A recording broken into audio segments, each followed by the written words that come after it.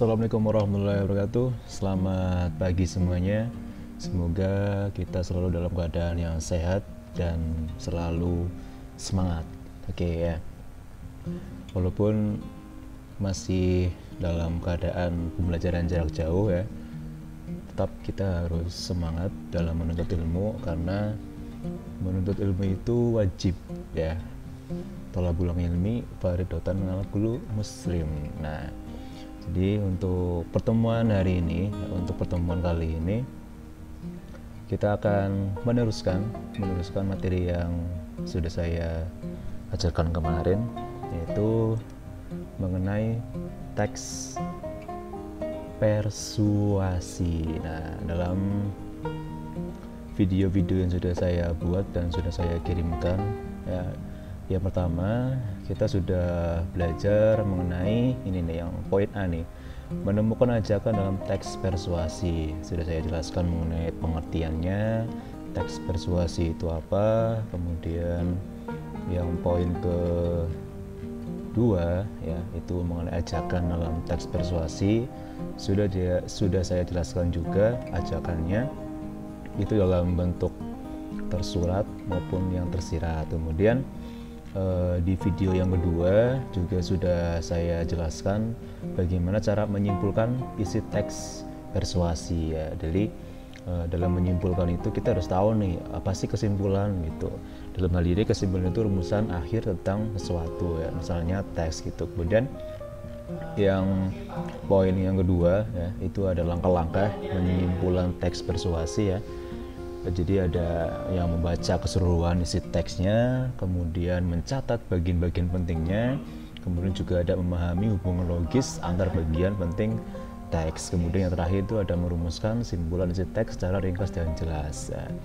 Nah, dari dua materi yang sudah saya sampaikan, kita akan melanjutkan ke poin yang ketiga atau yang poin yang C, yaitu menelaah struktur dan kaidah kebahasaan teks persuasi. Nah, kalian bisa belajar juga di buku teks bahasa Indonesia, yaitu halaman 192 ya, ini 92.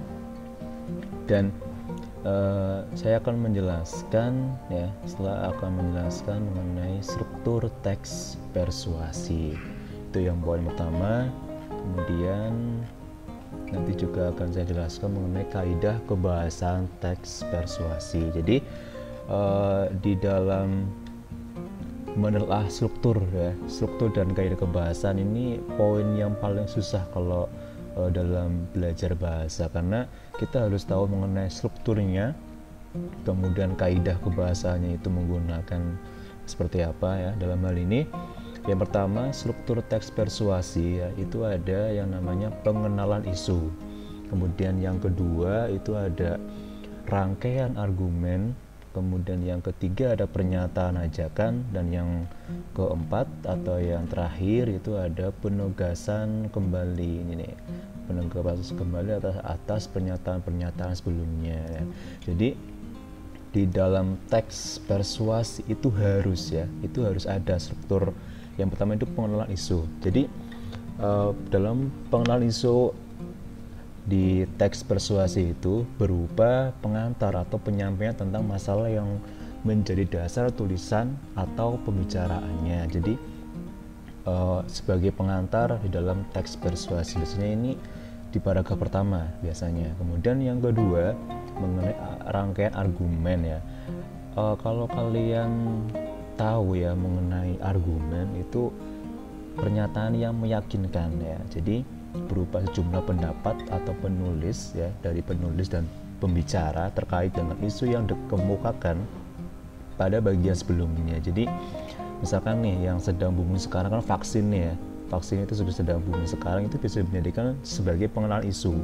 Kemudian untuk yang rangkaian argumennya itu, untuk pendapatnya itu bisa pendapat dari dokternya, bisa pendapat dari pasiennya, bisa juga pendapat dari pemerintah daerah atau pemerintah pusatnya yang istilahnya menyelenggarakan tentang vaksin tersebut. Nah, pada bagian ini dikemukakan pula sejumlah fakta yang memperkuat argumennya. Jadi di bagian argumen ini ya, rangkaian argumen ini itu biasanya itu ada sejumlah faktanya ini, fakta agar bisa meyakinkan kepada pembaca gitu. Kemudian ada yang ketiga itu ada pernyataan ajakan. Nah, ini poin pentingnya di teks persuasi itu yang poin yang ketiga, karena teks persuasi itu kan teks yang mengajak ya, teks yang menghimbau atau menyuruh gitu.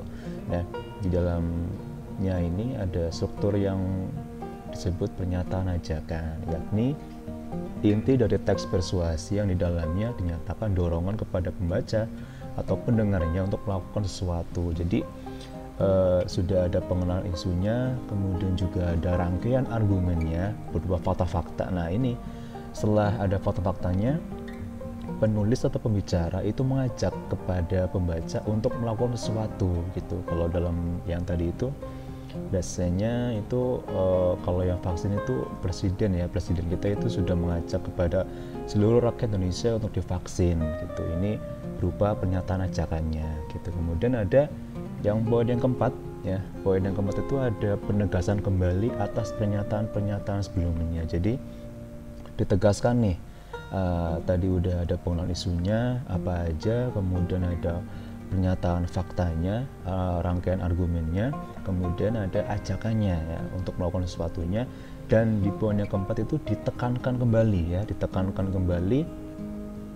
biasanya itu kayak kesimpulan, demikianlah, kemudian ini demikianlah, kemudian dengan demikian, terus juga oleh karena itu marilah gitu. Itu bisa dijadikan sebagai penegasan kembali atas pernyataan-pernyataan sebelumnya ya. Jadi dalam teks persuasi ya, itu ada struktur pengenalan isu yang pertama, kemudian ada rangkaian argumentasi berupa pendapat atau mungkin fakta, kemudian ada juga ajakan-ajakan ya, yaitu berupa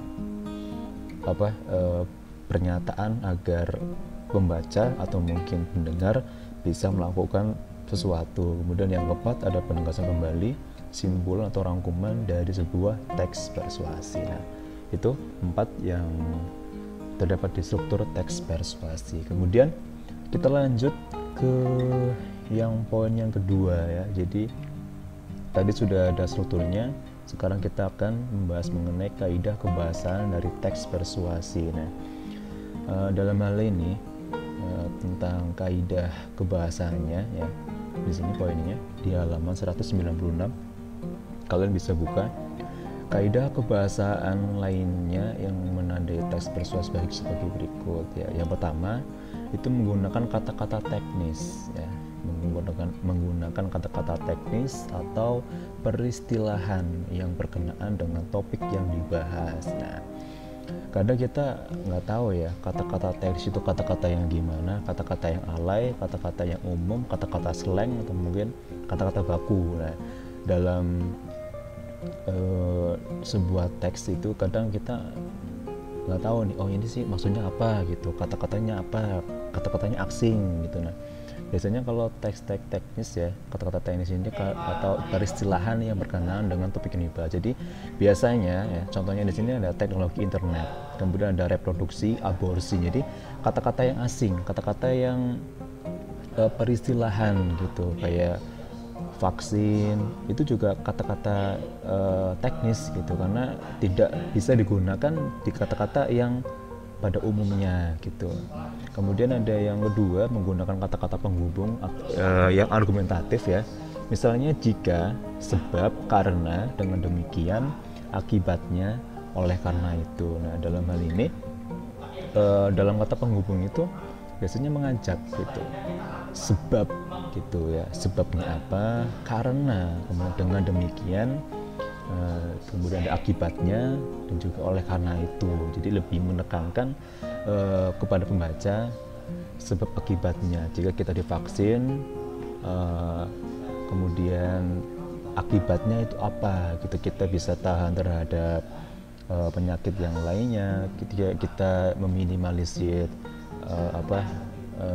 penyebaran virus coronanya gitu. Itu lebih ke kata-kata penghubungnya. Jadi ada jika, ada sebab, ada karena, kemudian ada dengan demikian, kemudian ada akibatnya, dan juga oleh karena itu. Nah, kemudian setelah kita belajar ya mengenai tadi kaidahnya, ya kaidahnya ada dua, kata-kata teknis juga ada kata penghubung. Nah, mungkin itu saja ya yang dapat saya sampaikan ya.